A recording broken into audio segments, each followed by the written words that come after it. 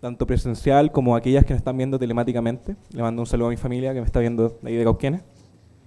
Es un honor estar aquí en un espacio donde convergen ideas, pasiones y un deseo común de avanzar en la ciencia económica.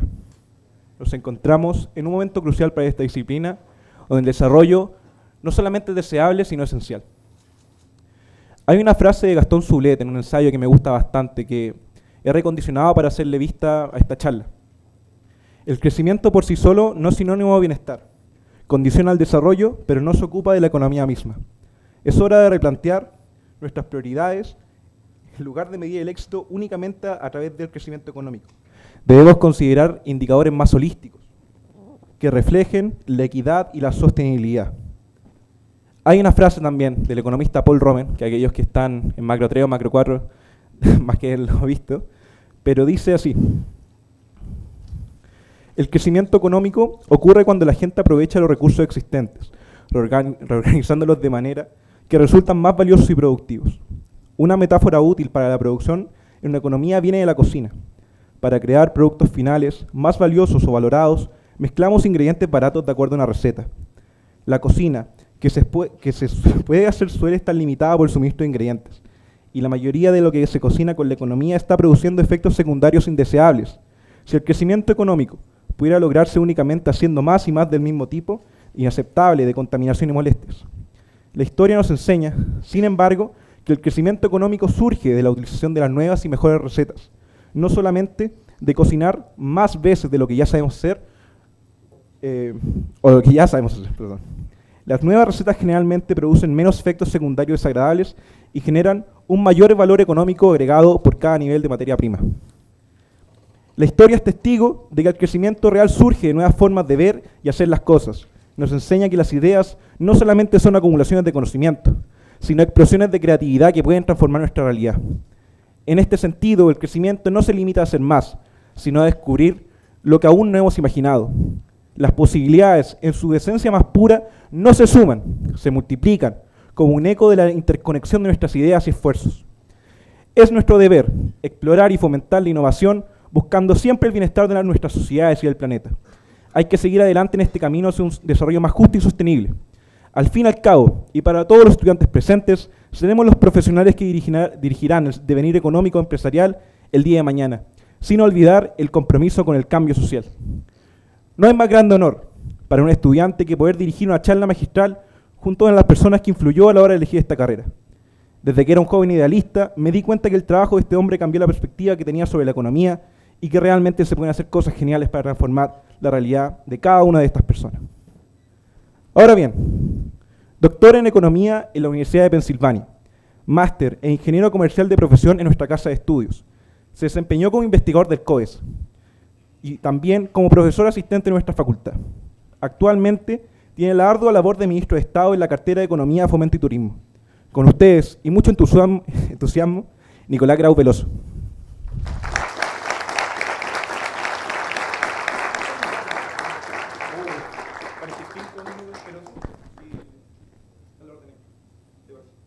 Sí, prefiero aquí, yo creo. ¿Puede ser aquí? Sí. Porque así me apoyo acá.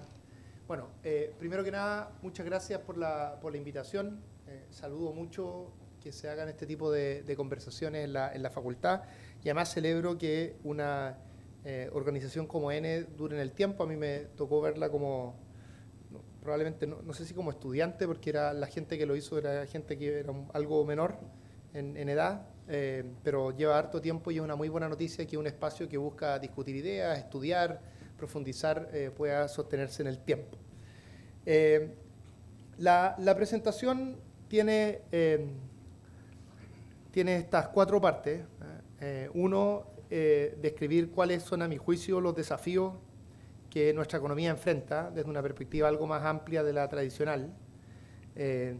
2, contar qué estamos haciendo como gobierno respecto a 3 ejes específicos de estrategia de desarrollo, más algo transversal. Y por último, voy a hablar de 3 ejemplos concretos, el tema de litio, un acuerdo que hicimos en Magallanes a propósito de hidrógeno verde y lo que estamos haciendo ahora en el Biobío. Y finalmente tengo una diapositiva con reflexiones finales. La idea de traer estos ejemplos es poder transmitir, esto hice algo relativamente parecido en una clase del profesor Jorge Katz, así que si alguien estaba en esa clase, lamento que se tengan que repetir como un 80% de la presentación, pero a mi juicio estos ejemplos ilustran bien el tipo de dificultades, de desafíos y de trabajos que uno puede hacer en los problemas económicos actuales. Y los traje a colación porque son ejemplos que creo que están bastante alejados de la conversación tradicional que se hace en economía. Y también está relativamente alejado de la formación que uno tiene como economista. Entonces creo que es importante mostrarlos para ver el tipo de desafíos que se están viviendo actualmente. Entonces vamos por los desafíos en términos más generales. Voy a poner acá el celular para ir viendo el tiempo. Dejen ponerme un cronómetro. Ya. A ver, la economía y la sociedad tiene, por supuesto, muchos desafíos, pero en términos solo de lo económico, o lo que está cercano a lo económico, yo diría que hay 3 desafíos fundamentales en la economía chilena. Muchos de ellos se comparten respecto a otras sociedades. El primero es ambiental. La gente del mundo ambiental habla de 3 crisis ambientales. Una, la crisis climática, que es de la cual se conversa más. La crisis asociada a los residuos. Y la crisis de biodiversidad. Solo la crisis climática, es decir, el hecho de que tenemos que reducir de forma muy drástica la emisión de gases de efecto invernadero, implica un cambio gigante para nuestra economía. Chile tiene por ley un compromiso que tiene que ser carbono neutral de aquí al 2050. Carbono neutral no significa que uno no libera carbono, sino que lo que tú liberas es equivalente a lo que tú capturas. Y por eso que, por ejemplo, todo el tema de tener bosques y tener más bosques es tan relevante, porque esa es la forma de captura más eficiente que tenemos en la actualidad. Hacer esa transformación es de una tremenda dificultad. Implica que algunas empresas que van a seguir produciendo tienen que cambiar sus tecnologías, y implica que tienen que surgir nuevos sectores económicos e ir eliminando a ciertos sectores económicos que son nocivos para ese objetivo. Déjenme dar 2 ejemplos concretos de esto. De lo primero, es decir, de una industria que tiene que cambiar para poder continuar, es la industria del automóvil. Toda la industria del automóvil está migrando principalmente a autos eléctricos. Esos son autos que tienen un menor impacto en términos de la huella de carbono. Es decir, va a seguir existiendo el auto como es en la actualidad, pero con una tecnología muy distinta. Y un ejemplo de industrias que tienen que desaparecer o aparecer es la industria del petróleo, la que probablemente va a desaparecer en decenas de años, a menos que tengamos tecnologías muy eficientes de captura de carbono del aire. Lo más probable es que el petróleo desaparezca. Y industrias que tienen que aparecer es la del hidrógeno verde, como un ejemplo de tantos otros. Entonces, hacer esta transformación es de máxima dificultad. Transformaciones tecnológicas, de nuevas tecnologías, en los últimos 200 años ha habido muchas. Hay un libro que me gusta mucho a mí de Carlota Pérez, que mezcla, una economista venezolana que hace clase en Inglaterra, que mezcla el tema de las transformaciones tecnológicas con las transformaciones financieras. Y ahí ella habla, si recuerdo bien, de al menos 5 transformaciones productivas relevantes durante el capitalismo, durante los últimos 200 años. La particularidad de esta transformación es que es una transformación que no va a ocurrir de forma descentralizada necesariamente, sino que es una transformación fruto de un acuerdo a nivel mundial. Es decir, llegamos a un acuerdo que tenemos que disminuir los gases de efecto invernadero para que la temperatura no suba más, y de esa manera podamos mantener el mundo tal cual como lo conocemos, o parecido a como lo conocemos. Entonces, si nos resulta esto, sería la primera vez en la historia de la humanidad que hay un acuerdo a nivel más bien político internacional que implica una serie de consecuencias en las empresas, en los gobiernos, de forma tal de que logramos un objetivo común que requiere una gran transformación productiva. Entonces, solo este desafío, en el que Chile tiene un rol primero de disminuir, por supuesto, hacer nuestra parte, aunque nosotros contribuimos muy poco a la emisión de carbono, sí contribuimos una parte y tenemos que contribuir con nuestra parte de ese acuerdo. Pero además Chile es muy afectado en términos de las implicancias que tiene el cambio climático en nuestra estrategia productiva. O sea, solo en estos años de gobierno lo que nosotros nos ha tocado son 2 incendios gigantes y 2 inundaciones también muy grandes que implicaron grandes esfuerzos en materia fiscal para recuperar la capacidad productiva destruida. Y eso probablemente va a seguir ocurriendo. Entonces también la economía tiene que hacerse resiliente. No es solo un tema de bajar las emisiones de carbono, sino también hacerse más resiliente. Ese es el primer desafío, el ambiental, que tiene un gran impacto en todo lo productivo.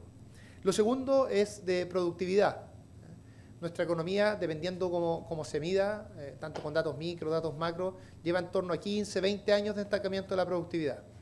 Esto considerando y no considerando al sector minero, que es muy importante en Chile. De esto hay acuerdo. De lo que no hay tanto acuerdo es cómo aumentar la productividad. Hay ciertas ideas, pero hay más bien debate, yo diría, de cómo aumentar la productividad. La productividad diría que es relevante por 2 razones. Uno, porque efectivamente la productividad es un motor para que las economías puedan desarrollarse de forma, de manera continua en el tiempo. Pero además la productividad es muy importante por el objetivo anterior o por el desafío anterior. Porque si uno lo que quiere es reducir el impacto en el medio ambiente, pero al mismo tiempo quiere que las personas vayan mejorando su calidad de vida, es decir, tengan acceso a más bienes de consumo, servicios, en fin, la única forma de producir más con menos es aumentando la productividad. Entonces el aumento de la productividad también tiene, a mi juicio, una relevancia por la particularidad de lo que estamos viviendo en la actualidad. Es decir, ni Chile ni en el mundo pueden crecer de la misma manera que crecían hace 20, 30 años, que era una manera muy demandante del medio ambiente. En el caso de Chile eso es bastante claro. Eso no se puede mantener y por lo tanto tenemos que hacer un esfuerzo muy importante en materia de productividad. Y por último, Chile es un país muy desigual. Este tema yo lo estudié en más profundidad y estoy convencido que la desigualdad en Chile no se ha reducido. Y además, incluso quienes muestran con ciertos datos que se ha reducido a niveles muy bajos todavía. O sea, todavía se ha reducido muy poco. Seguimos siendo un país muy desigual. Y la desigualdad no es solo un problema en sí mismo, por lo menos desde mi perspectiva más valórica política, es un problema en sí mismo, pero además genera problemas para el resto de la economía, porque la desigualdad genera falta de cohesión social y la falta de cohesión social y confianza hace cualquier cosa más difícil, cualquier acuerdo, cualquier estrategia de desarrollo que uno quiera realizar. Entonces estos son, a mi juicio, los 3 objetivos que uno debiera tener en mente. Les adelanto que, a mi juicio, estamos tomando distintas medidas como gobierno para abordar estos objetivos, pero también yo estoy convencido que estamos muy lejos de la escala que se necesita para abordar estos 3 objetivos juntos y cada uno de ellos por separado. Es decir, creo que lo que les voy a presentar durante esta exposición está bien orientado, bueno, por algo, o sea, lo estamos defendiendo, viene de cerca la recomendación, pero a mi juicio está bien orientado, pero seguimos estando lejos de la escala que se requiere para cada uno de estos desafíos. Y es importante, creo yo, que tengan presentes estos desafíos porque probablemente a la generación de ustedes, de las y los economistas acá presentes, les va a tocar abordar esto y tendrán que aportar su máxima creatividad, compromiso, ingenio, estudio para abordar cada uno de estos desafíos. Y ojalá todo ello al mismo tiempo. Ahora, dicho eso, yo tengo una visión optimista, y es la visión del gobierno en general. Y esta visión optimista es que podemos abordar todos estos desafíos al mismo tiempo. Y son desafíos que además, y aquí es donde aparece el optimismo, creemos que Chile tiene condiciones para poder hacer de los potenciales trade-off que existen entre estos distintos objetivos algo no tan relevante y que más bien dominen las complementariedades. Dicho en otras palabras, si lo tuviera que decir en una frase, yo estoy convencido que Chile puede hacer de la lucha contra la crisis climática el motor principal de su desarrollo. Esto no es cierto en cualquier país.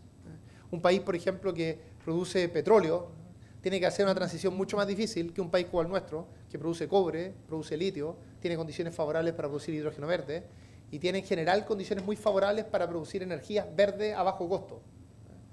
Eso puede permitir que efectivamente todos los productos, las apuestas productivas que son esenciales para nuestro desarrollo y que parecen más inmediatas, también son importantes para la lucha contra la crisis climática. Entonces tenemos la suerte que estas 2 cosas están alineadas. Eso no significa que el partido está jugado y que es un problema trivial, de hecho no lo es. Y de hecho, como les comentaba al principio, no estamos haciendo todo lo que se requiere como sociedad. Pero tenemos un buen punto de partida. Tenemos la suerte de tener esas condiciones favorables que podemos hacer coincidir la agenda climática con la agenda productiva. De hecho, McKinsey, por ejemplo, tiene un informe en que señala que Chile es uno de los pocos países que puede ser carbono neutral de aquí al 2045 y lo puede ser haciendo negocio. Es decir, sin necesidad de tanto subsidio, sino que las mismas empresas, desarrollando negocios que son consistentes con nuestra estrategia de desarrollo, pueden empujar las inversiones y las decisiones que se requieren para hacer este tránsito. Así que nuestra mirada optimista, pero optimista no por un tema simplemente de voluntad, sino porque efectivamente en Chile hay ciertas condiciones que nos permiten ser optimistas.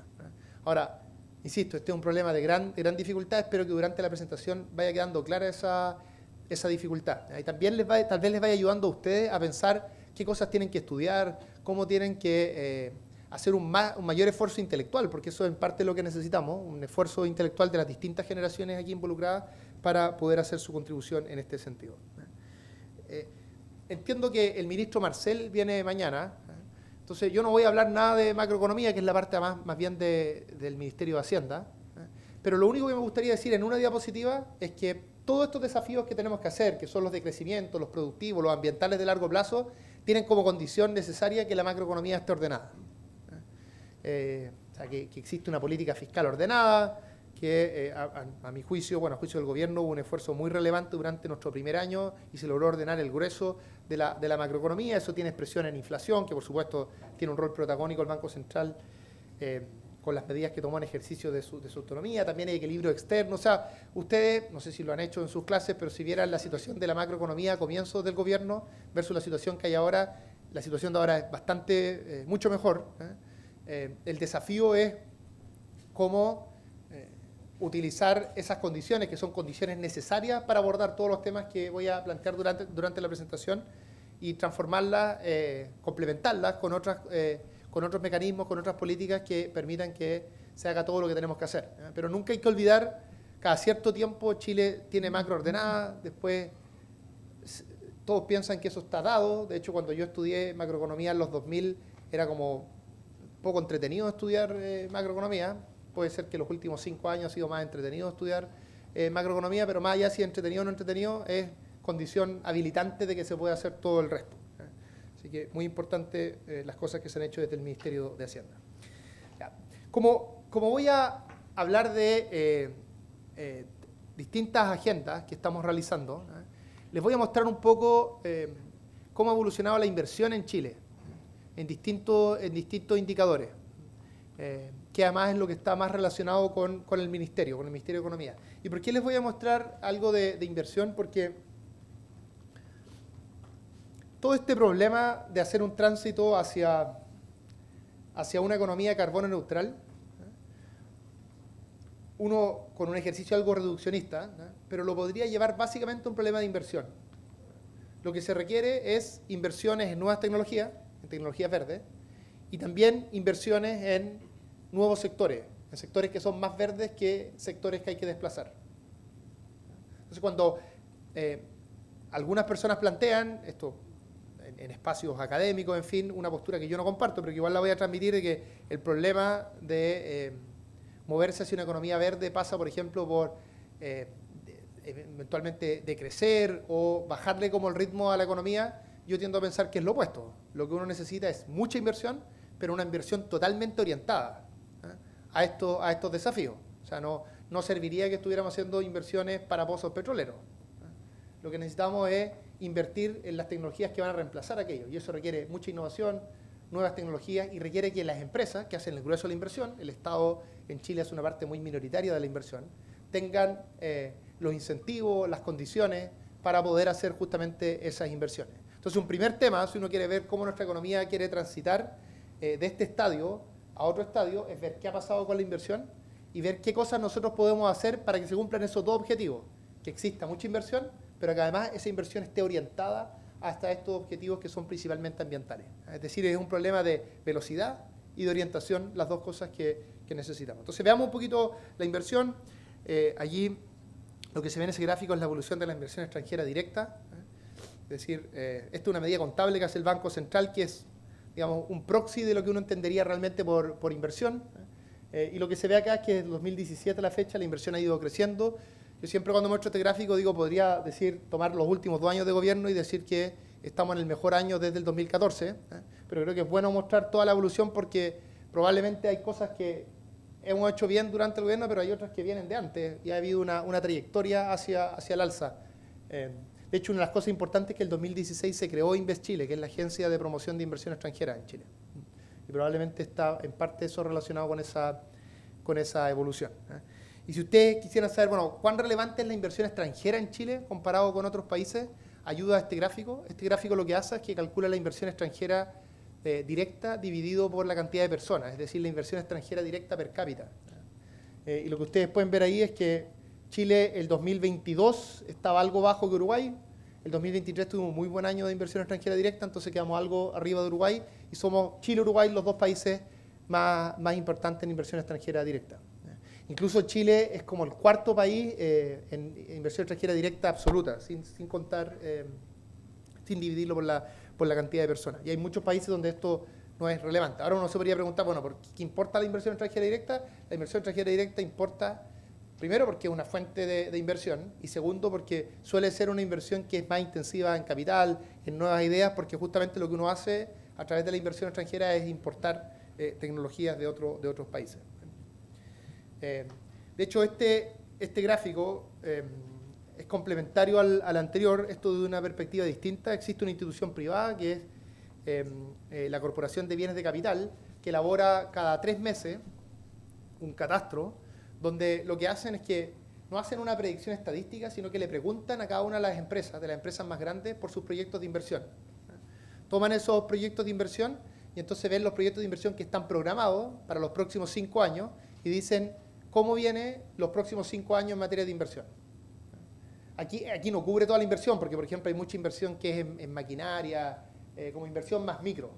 Estos son grandes proyectos, una nueva fábrica que se arma, un nuevo yacimiento, esas son las cosas que están metidas acá, que mi cálculo que es como 1/3 de la inversión eso. Entonces una parte relevante es la parte más fácil de predecir, la parte o de consultar, la parte de las maquinarias, en fin, es imposible de consultar de la manera que se hace este cálculo. Ahora, lo interesante de esto es que cuando se hacía esta pregunta el 2023, de proyectos de inversión, ustedes suman ahí algo como 26.000 millones de dólares, es lo que daba eso, entre la nacional y la internacional, o sea, la extranjera y la nacional. Y después cuando se hacía esta misma pregunta, para el mismo periodo, de hecho, aquí como hay ciertos años que se traslapan, estamos juntando los años que comparten. En junio del 2024, la inversión creció bastante, de esos 26 a unos 44, 45 mil millones de dólares, entonces subió bastante. Y el grueso viene de la parte extranjera, es decir, la parte nacional se mantiene más o menos estable y lo que está creciendo en términos de inversión de estos grandes proyectos es la parte de inversión extranjera directa.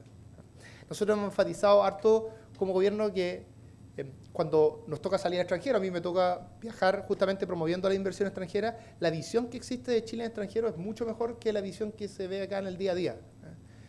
Y esto no es solo una expresión de palabras de buena voluntad, sino que se ve en este gráfico, que es donde está creciendo nuestra inversión viene de la parte extranjera. Ahora también esto ocurre porque hay una parte bien grande de este crecimiento que viene de la minería, y la minería tiene capitales extranjeros, entonces eso es parte de la historia. Pero también tiene que ver con lo que les comentaba anteriormente. Entonces, habiendo mostrado este contexto, teniendo claro cuáles son nuestros objetivos, ahora me gustaría concentrarme en qué cosas estamos haciendo. El Ministerio de Economía, para quienes no estén familiarizadas, es un ministerio que ve cosas muy diversas.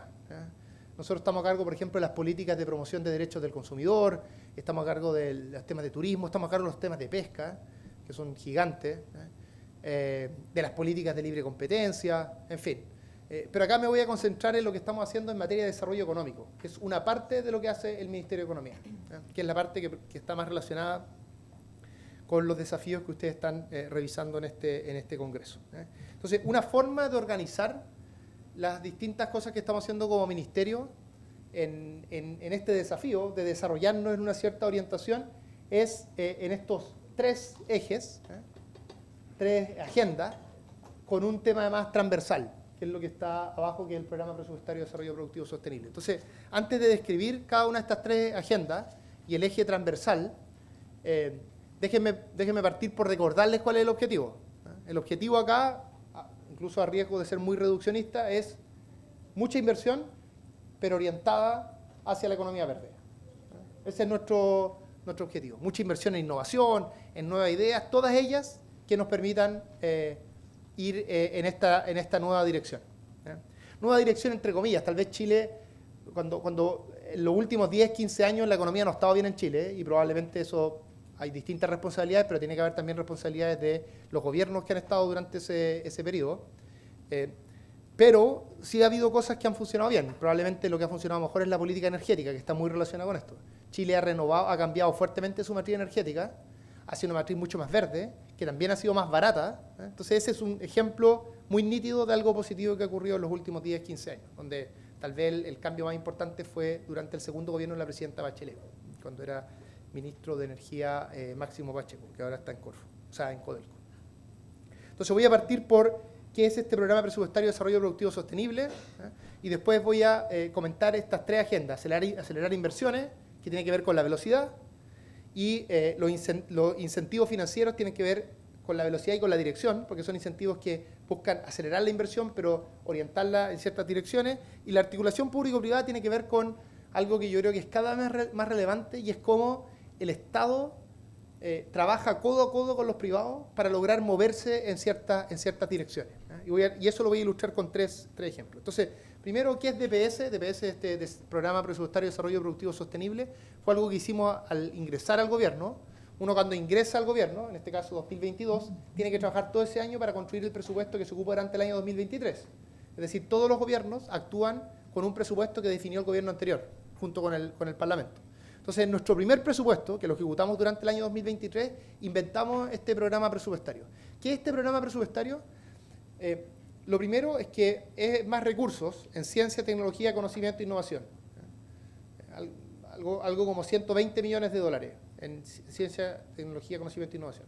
Eso permitió aumentar, cuando dimos ese salto, como 10% lo que se gasta en esos ítems, en ciencia, tecnología, conocimiento e innovación, que se gasta poco en Chile, porque 120 millones de dólares en contexto de muchos otros países no sería nada, pero aquí significa un aumento de más del 10%. Ahora, ese aumento no solo fue más plata, sino que además fue una forma distinta de gastar la plata. Uno de los problemas que hemos tenido en Chile por mucho tiempo es que cuando se gasta en CTCI, que es Ciencia, Tecnología, Conocimiento e Innovación, se gasta de manera muy neutra. Es decir, y se gasta sobre todo poniendo todos los recursos en las decisiones de las universidades. Nada contra los investigadores en las universidades, pero normalmente un investigador en la universidad va a ocupar la plata para impulsar su agenda. No necesariamente esa agenda coincide con los temas más urgentes en el país. Entonces, lo que hace este programa de DPS es que dice, vamos a gastar más plata, pero además vamos a exigir que esa plata la inviertan las empresas, en los espacios donde se hacen innovación, nuevas ideas, orientados a los desafíos. Entonces tuvimos que discutir cuáles eran los desafíos. Y los desafíos que pusimos fue descarbonización justa, es decir, avanzar hacia la carbono neutralidad.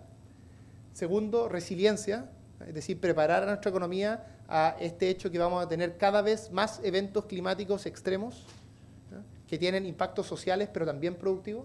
Y tercero, avanzar en diversificación productiva.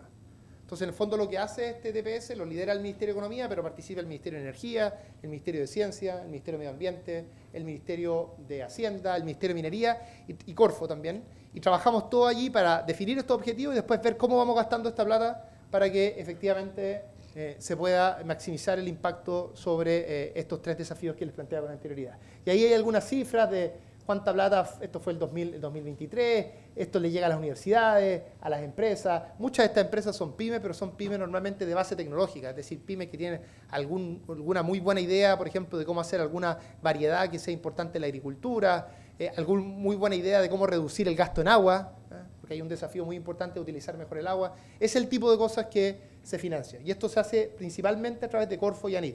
Corfo es la agencia que ejecuta programas productivos, ANID es la agencia que está encargada del desarrollo de la ciencia y tecnología. Aquí hay algunos montos que es otra forma de distribuir los montos respecto a la que estaba anteriormente. Entonces, aquí muestra que hemos gastado algunos recursos en la industria silvoagropecuaria, en la industria del litio, hidrógeno verde, economía circular, recursos hídricos, inteligencia artificial, biotecnología, es decir, distintas áreas que son importantes para estos desafíos que comentaba con anterioridad. Este programa DPS es en cierto sentido transversal, porque después yo les voy a hablar de las políticas de hidrógeno verde, de litio, algunas cosas de minería, y lo que nosotros hacemos es utilizar DPS como la forma de distribuir recursos para que estas agendas que estamos impulsando se vean incentivadas y promovidas a través de más recursos públicos. Si uno toma la perspectiva de cuánto vamos a haber hecho si se aprueba el presupuesto que presentamos ahora, que presentó el Ministerio de Hacienda hace pocos días, este presupuesto se tiene que aprobar entre octubre y noviembre, se tienen 2 meses para aprobar el presupuesto, tendríamos aproximadamente 450.000 millones de pesos que antes no se gastados durante esos 3 años en ciencia, tecnología, conocimiento e innovación, y además, como les decía, orientado a estos desafíos. Ahora, habiendo dado ese marco general, transversal, que es el Programa de Desarrollo Productivo Sostenible, voy a comentar estas 3 agendas que les comentaba con anterioridad, es decir, ejemplos de aceleración de inversiones, ejemplos de incentivos financieros, es decir, de cómo ayudamos a nuestro sistema financiero para acelerar este proceso que estamos llevando a cabo, y por último, ejemplos de articulaciones público-privadas.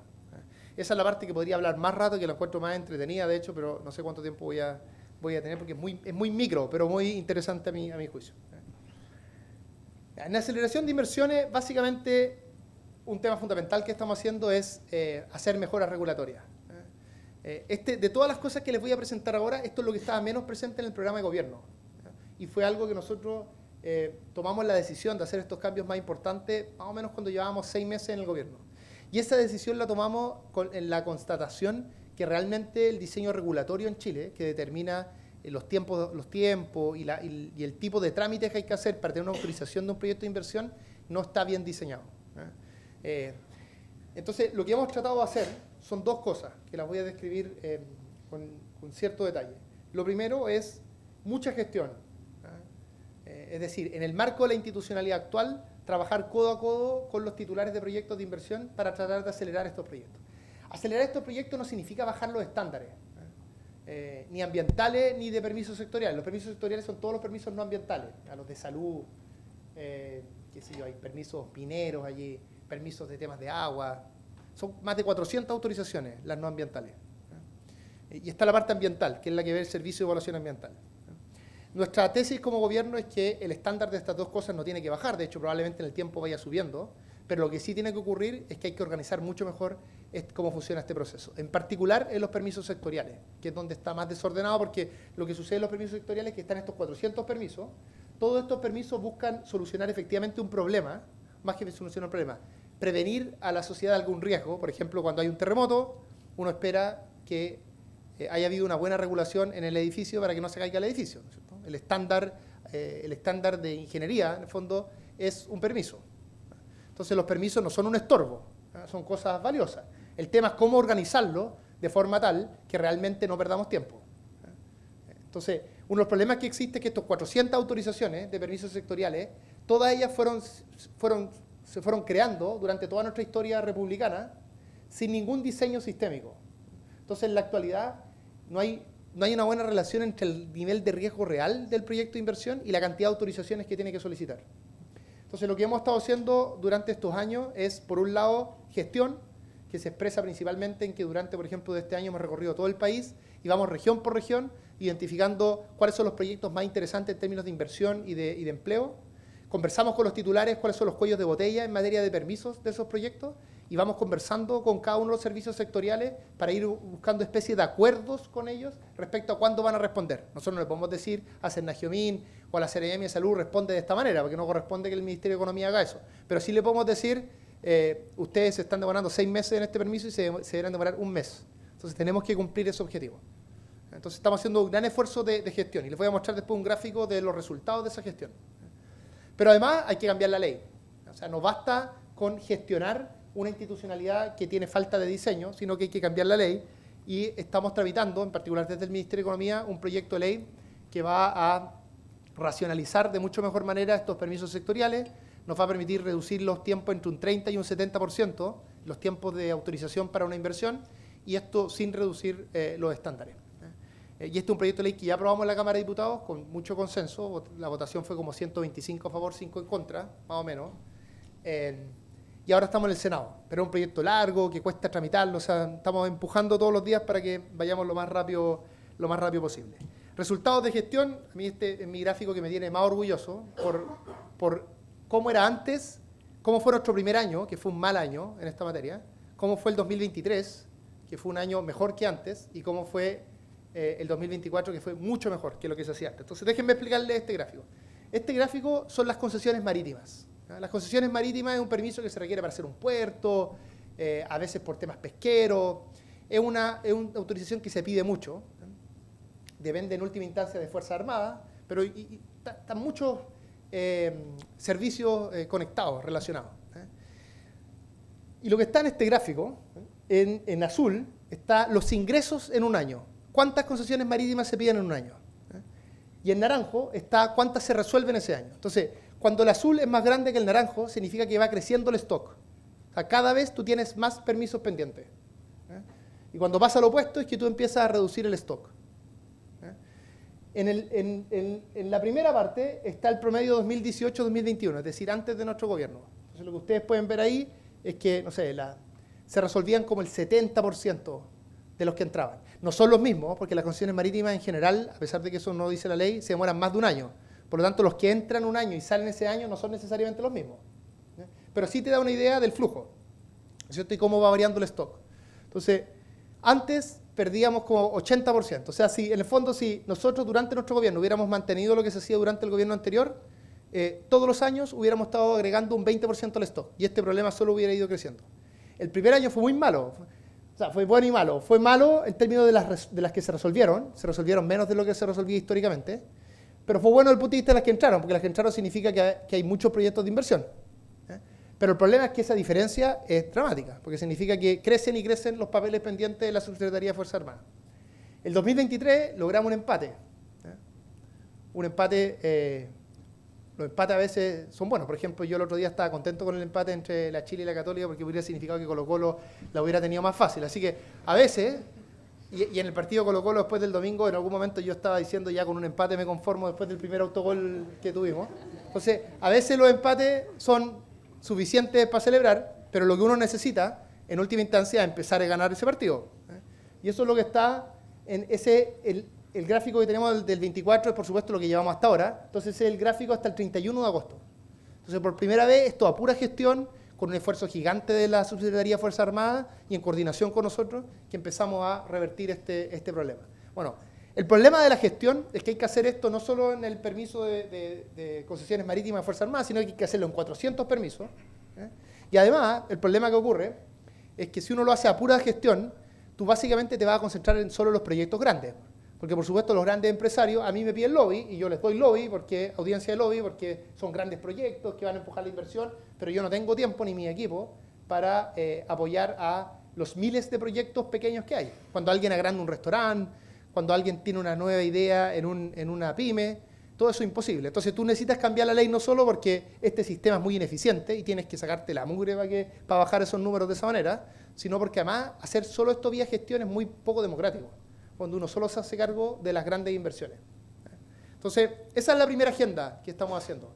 Cuando termine nuestro gobierno, vamos a haber hecho el cambio más grande en materia regulatoria para efectos de agilizar los permisos y lo vamos a haber hecho sin bajar los estándares ambientales ni tampoco los estándares sectoriales. Eso es lo que nosotros vamos a entregar en esa materia. Yo espero, de hecho, aprobar nuestro proyecto en enero y que, por tanto, tengamos todo el 2025 para hacer los reglamentos e implementar este nuevo sistema que estamos creando en materia de permisos sectoriales. Y además vamos a haber heredado una gestión, un proceso de gestión mucho mejor del que nosotros tomamos inicialmente.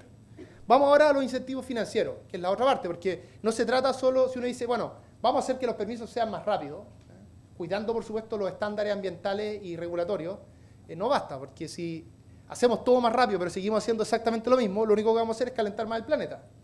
Por lo tanto, uno necesita hacer las cosas más rápidas, pero las cosas distintas. Entonces, en incentivos financieros comentaría dos cosas que estamos haciendo. Una que ya estamos implementando, la otra que es un proyecto de ley que se está discutiendo en el Congreso. El primero, el Facility de Hidrógeno Verde. ¿Qué es lo que hace esto? Junta muchos recursos, en torno a 1.200 millones de dólares, Estos recursos vienen de la banca multilateral, es decir, de bancas de desarrollo de distintos países agrupados o de algunos países en particular. Entonces acá está la CAF, el BID, el Banco Mundial, el Banco de Desarrollo Europeo y el Banco Alemán. Y todos ellos creen en que Chile puede ser uno de los países líderes en materia de hidrógeno verde, entonces le prestan plata a Chile. Cada uno de ellos, en promedio, algo así como 200 millones de dólares. En total, juntamos 1.200 millones de dólares. ¿Y qué vamos a hacer con esa plata? Lo que vamos a hacer es utilizar esos recursos para, principalmente, utilizar garantías que disminuyan el riesgo de los préstamos asociados a estos grandes proyectos. ¿Por qué hay que hacer esto? Porque cuando uno está en un tema como el hidrógeno verde, que tiene mucha incertidumbre, no se sabe cuándo realmente va a llegar la demanda, depende, por ejemplo, ahora avanzó mucho los sectores conservadores en Europa en las últimas elecciones. Eso significa que la agenda ambiental baja, porque en general los sectores conservadores en Europa y en el mundo son menos pro medio ambiente. Entonces lo que pasa allí es que la demanda del hidrógeno verde que nosotros podríamos producir, de repente, dicen los inversionistas, chuta, tal vez se corrió del 2030 al 2032. Y eso genera mucha incertidumbre. Además, este es una producción nueva, que tiene nuevas tecnologías. Entonces ni siquiera saben los costos que van a tener. Siempre, en toda la industria los costos van mejorando, pero aquí necesitan que mejore, que se disminuya a la mitad los costos. Entonces hay mucha incertidumbre regulatoria, tecnológica, de demanda. Entonces cuando hay tanta incertidumbre, ningún banco le va a prestar a los inversionistas. Entonces lo que tú requieres a través del sector público es reducir esa incertidumbre. Entonces, ¿cómo tú puedes reducir esa incertidumbre? Puedes hacer cosas del tipo, mira, si este proyecto tenía pensado una demanda de 100 y finalmente la demanda termina siendo de 80, ¿quién hace esa pérdida de esos 20? Y el Estado lo que puede hacer es compartir esa pérdida. Entonces el Estado no es que lo subsidia a todo evento, sino que lo subsidia en el caso que, para ponerlo en términos estadísticos, en caso que la realización de esa variable aleatoria sea mala. Entonces tú cubres esa posibilidad de un mal evento. Entonces es plata muy bien gastada, porque con esos 1.000 millones de dólares tú puedes apalancar hasta 12.000 millones de dólares. Porque en el fondo es plata que habilita que otros recursos entren. Entonces son recursos del Estado que, además de compartir riesgo, lo que hace también es dar una señal desde el Estado. Es decir, todos estamos comprometidos en esto. Y si el Estado está comprometido en eso, es una señal muy positiva para inversionistas de otros países que no necesariamente son expertos en Chile, que no tienen tan claro cómo va a funcionar la institucionalidad. Eso es el Facility de hidrógeno verde. Además, nosotros ingresamos hace, diría, un mes o 2 meses, un proyecto de ley que se llama la Agencia de Financiamiento para el Desarrollo. Esto es lo que llamábamos Banca de Desarrollo durante la campaña.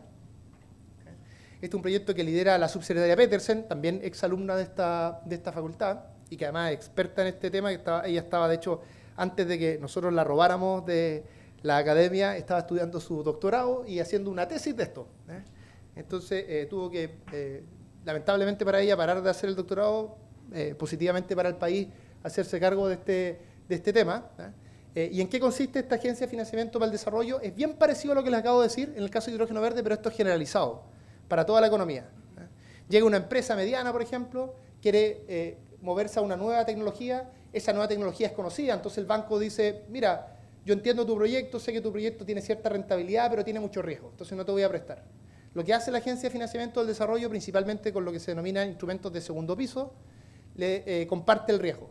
Entonces, por ejemplo, dice cosas del tipo, si esa empresa no puede pagar, yo le cubro 60%. ¿Para quién es 60% de esa pérdida? Al banco.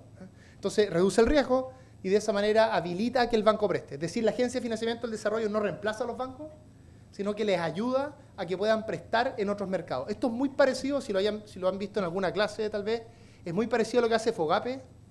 FOGAPE es un programa de garantía para empresas de menor tamaño, pero en el caso de FOGAPE es más bien para empresas bien pequeñas y que tú les ayudas porque como son pequeñas tienen mucho riesgo por el solo hecho de ser pequeñas. Aquí en cambio apoyas a las chicas, a las medianas, a las grandes, las apoyas a todas, porque aquí lo que te importa no es el riesgo asociado al tamaño de la empresa, sino que te importa el riesgo asociado a la transformación tecnológica.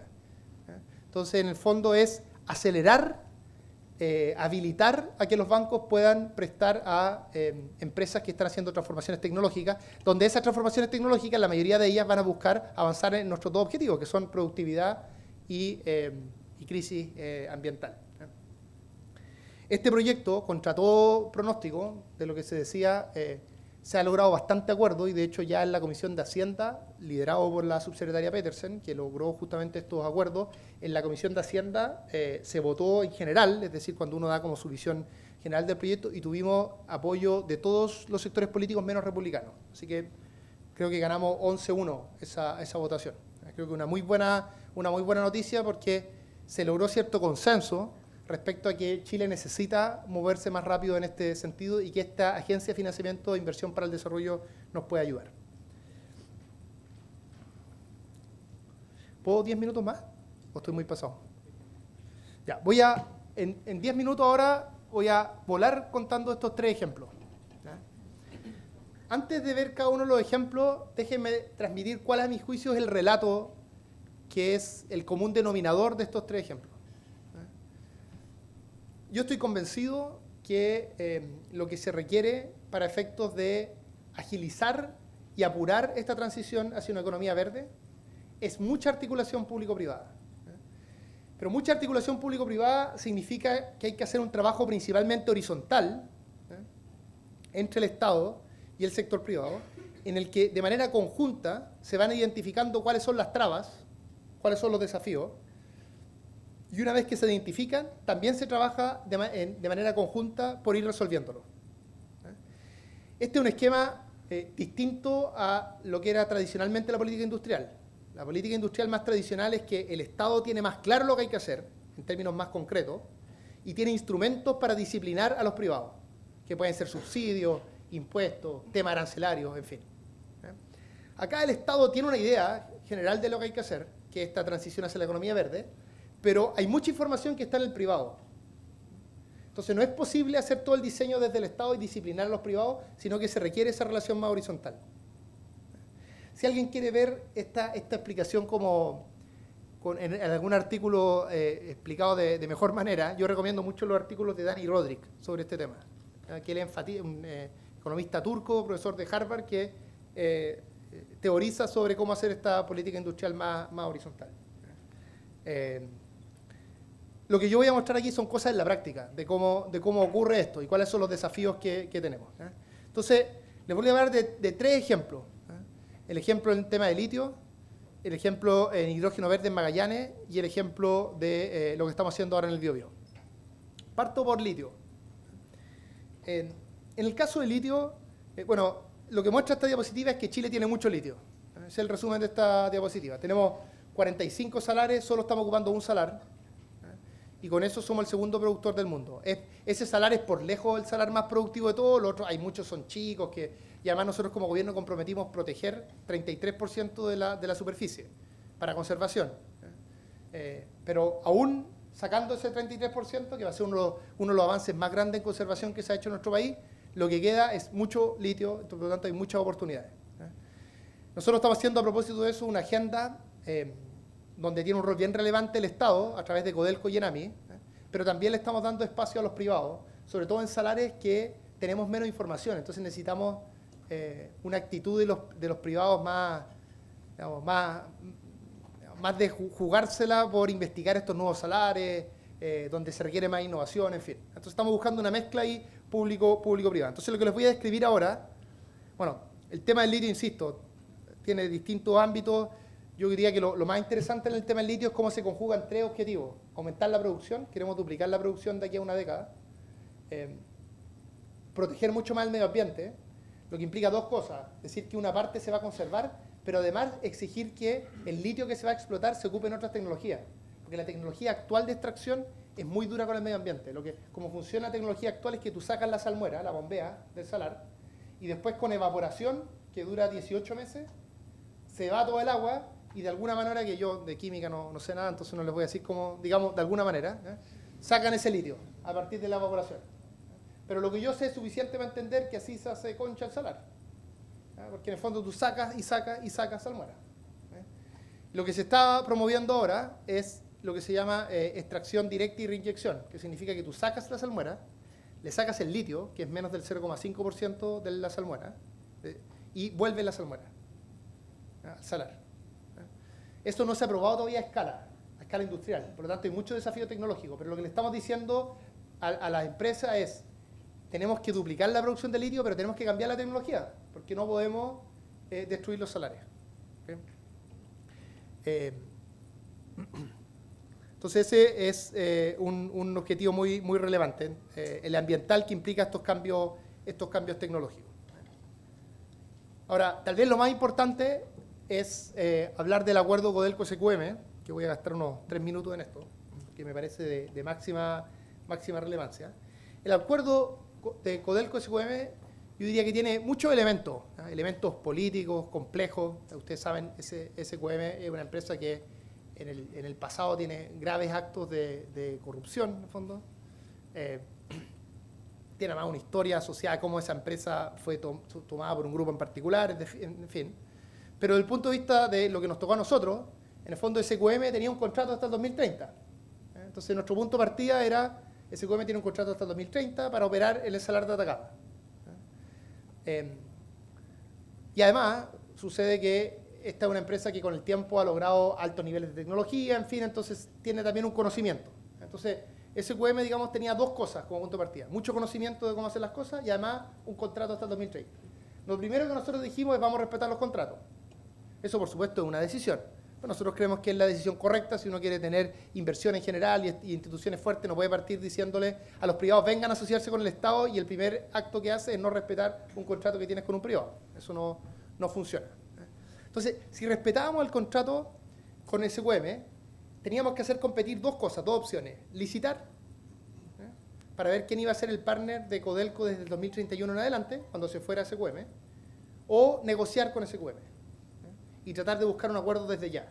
Y nosotros decidimos lo segundo. Y me gustaría explicar con 3 o 4 razones muy rápidas por qué decidimos lo segundo.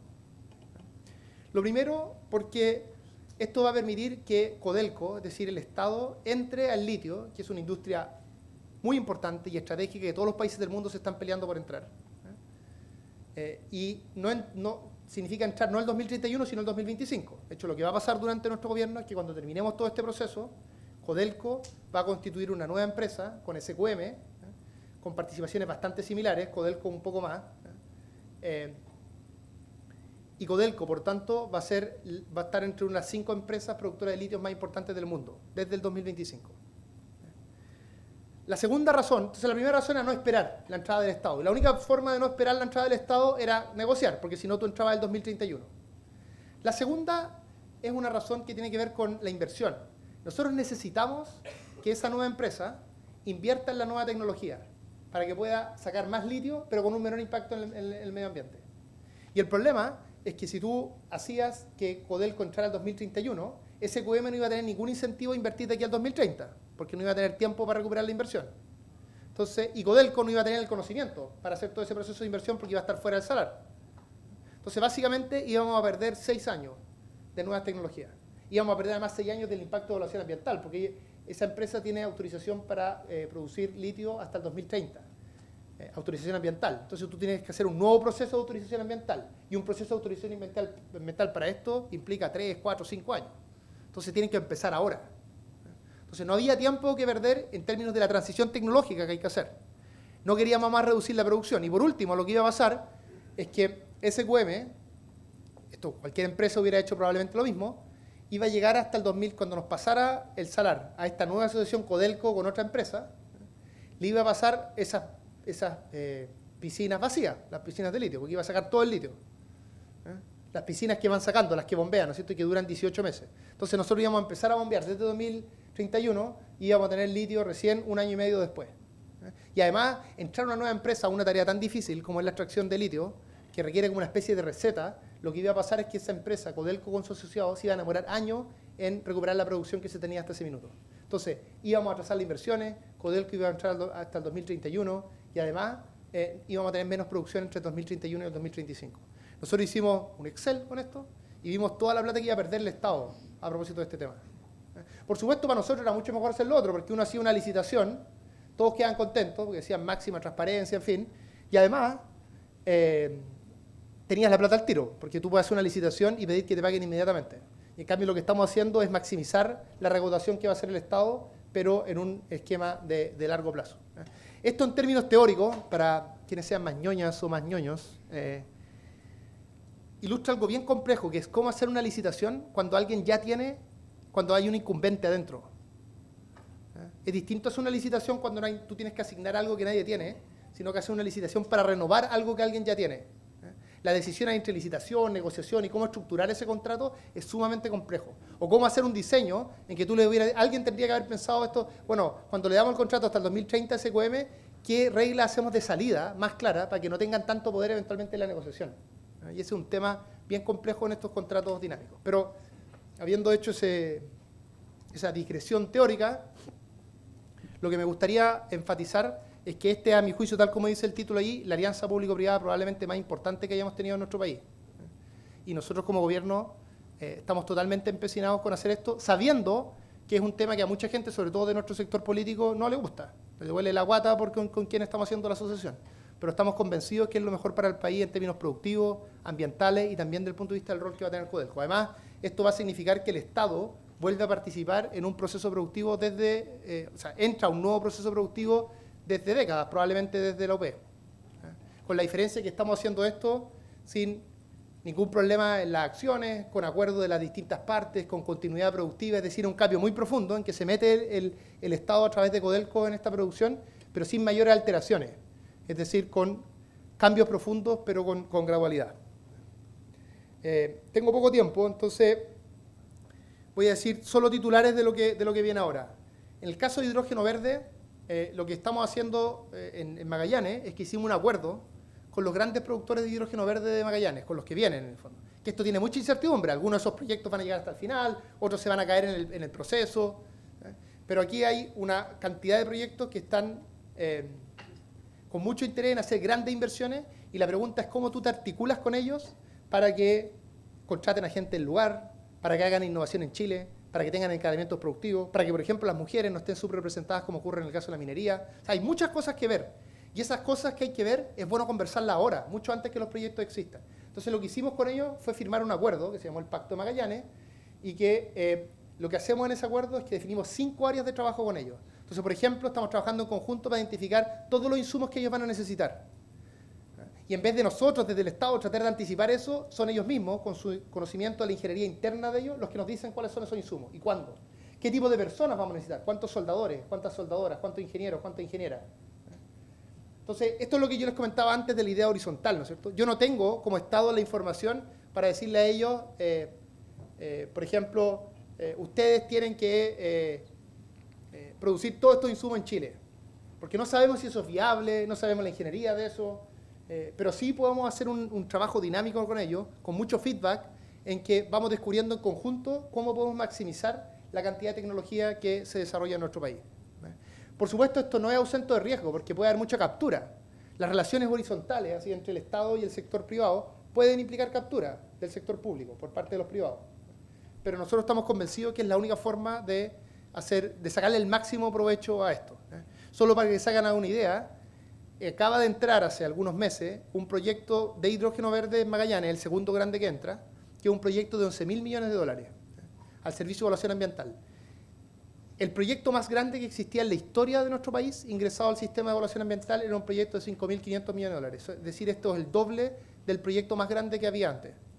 Y hay otros proyectos de esa escala. Insisto, no todos ellos van a llegar al final, porque hay mucha incertidumbre acá. Algunos de ellos tal vez se van a atrasar un poco, en fin. Pero lo importante es que esta es una tremenda oportunidad para el país, que depende de muchos factores, algunos nuestros y algunos externos, y requiere mucha coordinación entre el sector público y el sector privado para sacar adelante esto, no solo sacando adelante los proyectos, sino maximizando su impacto positivo en la economía. Y termino con lo del BioBio, que aquí voy a hacer solo una diapositiva, o sea, voy a poner esta diapositiva, nomás plan BioBio. Igual voy a compartir la diapositiva, o sea, las diapositivas por si alguien quiere verlas con más atención. El tema del BioBio, bueno, ustedes habrán visto, cerró la planta de Huachipato, pero la verdad es que nosotros, y aquí les voy a contar solo la historia de esto bien breve, no sé, como en noviembre del año pasado, llegó a mi oficina un grupo de sindicatos, de organizaciones sindicales del BioBio, que representaban a 35 organizaciones sindicales del BioBio, bien diversas, de todos los sectores productivos, industriales. Entonces, pesca, portuario, metalúrgico, forestal, de temas energéticos, en fin. Y lo que ellos nos plantearon es que querían discutir con nosotros una estrategia para el Biobío. Porque decían, mira, el Biobío va bajando, tiene un declive industrial que viene desde los 80. Pero es una ciudad, una región que todavía tiene una impronta industrial muy fuerte. Entonces ellos decían, queremos trabajar una estrategia de desarrollo con ustedes. Y tenía una serie de propuestas para cada uno de sus sectores. Nosotros encontramos como gobierno muy interesante esto porque, como lo he dicho en otras presentaciones, yo no he recibido una propuesta de este tipo ni de empresarios ni de organizaciones sindicales en otra región. Que vengan y te digan, tenemos esta serie de propuestas, estrategia de desarrollo. En ese esquema, los sindicatos no nos hablaban de sus demandas internas de las empresas, que por supuesto son demandas legítimas. Demandas del tipo salariales, contratos colectivos, no. Nos hablaban de cómo desarrollar la industria. Entonces, a partir de eso, nosotros invitamos a los empresarios, en conjunto con los sindicatos, también al gobernador, que es la autoridad en materia económica de la región, y les dijimos, construyamos un plan en conjunto. Nuestra idea era construir ese plan con Huachipato existiendo. Como Huachipato dejó de existir, entonces lo que tuvimos que hacer es agregarle además el plan un tema de corto plazo, de cómo abordar los problemas que genera en la región del Biobío el cierre de Huachipato, que son muchos problemas. Entonces al final nos quedó un plan en que mezcla temas de largo plazo y esta parte más acotada de corto plazo asociado a Huachipato. ¿Por qué es tan importante para mí este plan? Ustedes lo pueden ver, está en la página del ministerio, lo pueden leer, ojalá lo discutieran en las clases o en sus espacios, nos mandaran críticas. Mi correo es ngraupecorta@economia.cl, acepto cualquier sugerencia al respecto de este plan y de todas las cosas que hemos presentado.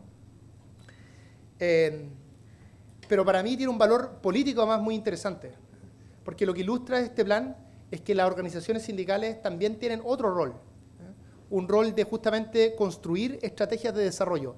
Y lo bonito, a mi juicio, es que esto ha empezado a ser reconocido en el Biobío por los empresarios. O sea, yo estaba en mesa, esto lo organizamos una vez que construimos el plan, le inventamos una gobernanza que se llama el Foro Estratégico, donde están los sindicatos y los empresarios, y nos sentamos a conversar y vemos la estrategia, vemos qué cosas hay que invertir en infraestructura para poder desarrollar los puertos del Biobío, y entonces hay una alianza muy interesante entre sindicatos y empresarios, que ilustra otra manera de construir estrategias productivas. ¿Y por qué esto es tan importante? Porque cualquier estrategia en el Biobío o en cualquier lugar genera problemas. Genera, en algunos casos, costos ambientales, en otros casos genera tensiones, pero es distinto cuando tú abordas esas tensiones sobre la base del diálogo social, entre distintos sectores representados, con los sindicatos y los empresarios, validándose ambos como actores válidos, justamente, valga la redundancia, para esa conversación. Entonces, yo estoy convencido que estamos haciendo algo interesante en el Biobío, pero no solo en términos productivos, sino además en términos de cómo construir un diálogo social productivo. Termino ahora, me salté todo lo del Biobío, ahí está la foto de cómo conversamos, en fin. Las propuestas. Última diapositiva, con reflexiones generales. Primero, se los comenté al principio de la presentación. Yo estoy convencido que las distintas cosas que le he mostrado durante esta presentación van en la dirección correcta, pero también estoy convencido que estamos lejos de la escala que se necesita. Y cuando uno está haciendo algo que está lejos de la escala que se necesita, tiene que hacerse preguntas complejas, como ¿es escalable esto? O sea, ¿podemos hacer el plan que hemos hecho en Biobío en otros lugares? Yo les digo al tiro que con el Ministerio de Economía que tenemos actualmente no se puede, porque en el fondo es mucha gente esto, es un problema. Aquí le como una frase a Ricardo Hausmann cuando vino a Chile, lo invitamos para un foro de la OCDE, también profesor de Harvard. Ricardo decía que condicional, lo mismo que les comentaba antes, condicional a que la macro esté funcionando, tú para hacer estas estrategias de desarrollo necesitas básicamente gente con capacidad de resolver estos problemas complejos, porque básicamente lo que necesitas hacer desde el Estado es resolver muchos problemas de coordinación, mucha articulación con los privados. Por ejemplo, actualmente no se están plantando nuevos árboles en Chile, para toda la industria forestal. Solucionar ese problema requiere gente experta en finanzas verdes, que se junte con las empresas, vea qué cosa vuela, qué cosa no vuela. Después hay que hablar con el Ministerio de Agricultura, porque también hay un tema asociado a los incendios. Hay que hablar con el Ministerio de Medio Ambiente para ver cuánto bosque nativo se pone como parte de las plantaciones. Hay muchas coordinaciones que hacer y tú lo que necesitas es gente capaz de resolver esos problemas complejos. Entonces, Hausmann decía el ancho banda de un ministerio. que sería esa cantidad de gente o del Estado en general, para resolver estos problemas complejos. Entonces nosotros, estoy seguro que no estamos en la escala todavía que necesitamos, pero para saltar necesitamos mayor capacidad, más gente para resolver esos problemas. Lo segundo es lo que les comentaba antes, convencido de que acá se requiere mucha política industrial. La política industrial por mucho tiempo tuvo mala fama, pero la verdad es que en la actualidad lo están haciendo todos los países, sobre todo por los temas verdes. No hay ningún país grande o ningún sector importante que no esté haciendo política industrial. En algunos casos de manera muy, muy fuerte, como está haciendo Europa y Estados Unidos, y en otros casos más acotado como hacemos nosotros. Pero yo diría todos los países están haciendo aquello. Lo distintivo, a mi juicio, sería esta idea de política industrial más horizontal, no tan vertical. Ya les comenté, es un Estado con equipos para resolver problemas complejos y específicos. Yo creo que hay que hacer cambios en la Corfo para que pueda hacer aquello. Hay una economía política también muy compleja. Ahora hago un comentario más político, no solo como economista, sino ahora hablando como una persona, digamos, de visiones políticas de izquierda. Una de las cosas que yo he encontrado más interesantes, más desafiantes intelectualmente, es que ocurre que en la mayoría de los sectores donde hay sindicatos fuertes en Chile, que son pocos sectores, sindicatos del sector privado, son sectores que tienen mucha renta y que su renta, de sectores productivos que tienen mucha renta, donde esa renta depende en parte importante de la regulación y de ciertos estándares ambientales. Pesca, agricultura, minería, forestal, por dar algunos ejemplos. Todos nuestros sectores además que son fuertes en materia de exportación. ¿Y qué es lo que pasa? Que cuando se hacen solo políticas que solo ven la parte ambiental, que es muy relevante y hay que hacerla, pero que solo ven esa parte, lo que sucede finalmente es que tú tienes a todos los sindicatos en contra de esa agenda. Y desde mi perspectiva, insisto, una perspectiva más política, es muy importante hacer las transformaciones con los sindicatos en conjunto. Y también como lo estamos haciendo en el Biobío con diálogo social con los empresarios. Entonces, tú tienes que construir una agenda que no solo apoye la gente que tiene conciencia ambiental y que además es de nivel socioeconómico alto, sino que tienes que hacer una agenda que sea capaz de unir a estos distintos actores.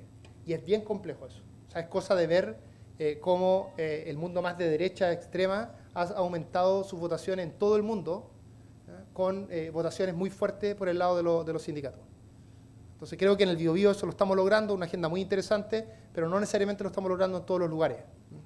Y es un tema que hay que reflexionar más, sobre todo para quienes tengan más interés en la economía política. Y lo último, un comentario más de discusión de académica. Yo estoy convencido que no solo acá, sino que en todas las facultades, por lo menos que yo he conocido, yo estudié en Estados Unidos, fui un tiempo visitante en Londres, en una buena universidad, estuve harto tiempo acá. Acá yo tiendo a pensar que la forma en que se enseña acá está en un muy buen nivel. O sea, yo no sé, hice clase en el pregrado en Estados Unidos, hice clase en el pregrado acá. Probablemente no hay diferencia en nivel. De hecho, nuestro pregrado es más demandante que algunas partes, que es más parecido al magíster de otros lugares. Por lo tanto, lo que voy a decir es un comentario más bien general, no solo de esta facultad, pero yo estoy convencido que hay que enseñar también otras cosas. Y no me estoy refiriendo acá a una discusión política, si hacer una economía más de izquierda, más de derecha, sino que la pregunta es, tomen todas las cosas que nosotros tenemos que enfrentar en el día a día en el Ministerio de Economía, y si uno se hace la pregunta cómo la malla curricular está acorde a esos desafíos, yo creo que no está acorde. Y lo he mirado muy reflexivamente a partir de las cosas que yo enseñaba. Yo hice cursos de microeconomía acá, principalmente de microeconomía, econometría y economía laboral.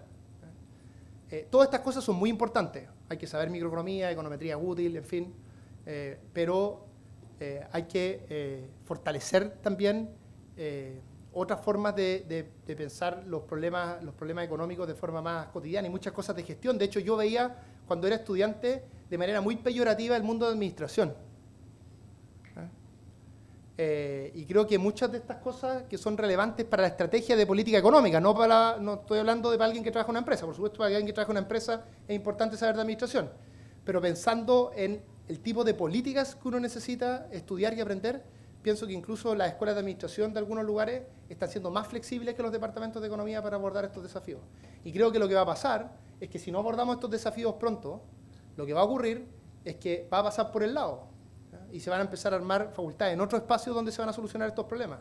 Si no somos capaces de dar soluciones a problemas complejos que mezclan lo ambiental, lo político, que uno necesita saber mucho de historia de casos, de otros países, en fin, es muy difícil que podamos ser útiles finalmente para los desafíos que estamos enfrentando. Entonces creo que es bueno que se profundice esas conversaciones yo esto se lo transmitió también a algunos colegas, por supuesto, o ex colegas, porque creo que es un debate bien relevante. Termino señalando esto, que cuando el 2019 yo hice una visita como investigadora a UCL, mi esposa iba a estudiar un magíster en Londres, entonces yo no era un investigador muy conocido, entonces tuve que mandar unos correos para que me invitaran, en fin, pero conseguí que me invitaran. No es que me invitaron porque me conocían, no sé, pero conseguí que me invitaran de investigador a UCL, que es un excelente lugar, ¿eh?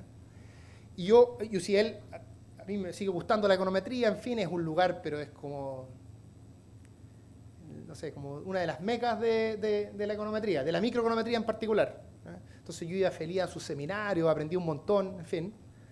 Pero a 3 cuadras estaba un centro que armó Mazzucato. Mis colegas de allí, que eran economistas pero extraordinarios, eran muy cuestionadores de lo de Mazzucato, muy peyorativos, la pelaban todo el día. Pero lo que uno ve es que el gobierno, los organismos internacionales, todos le van a preguntar a ella. No le preguntan a los del Departamento de Economía. Y no es un problema de inteligencia. O sea, la gente que estaba en ese Departamento de Economía yo lo encuentro mentes brillantes. Pero están contestando las preguntas equivocadas. No están contestando las preguntas que son importantes. Equivocadas no me refiero, en el conocimiento cualquier persona tiene, una de las gracias de la universidad es que uno tenga libertad para investigar en lo que quiera, ¿no es cierto? Eso está muy bien. Por equivocada, lo que me refiero es que los problemas más importantes que tenemos requieren que más gente esté dedicada a responder esos problemas.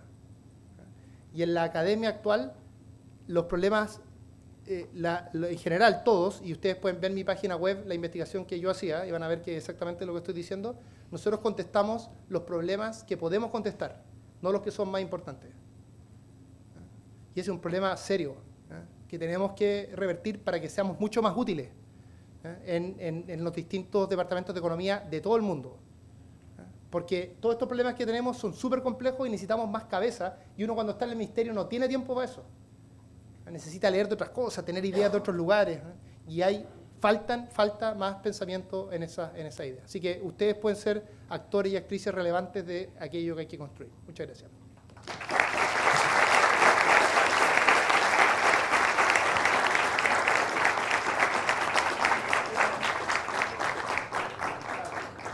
Muchas gracias, ministro Grau, por las palabras.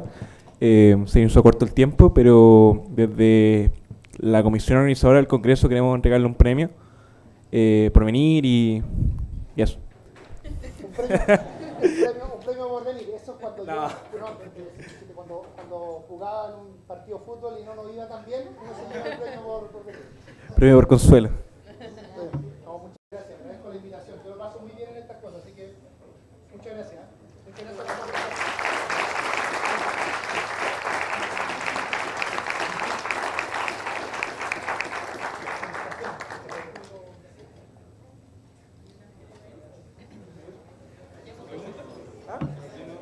Hablé tan largo.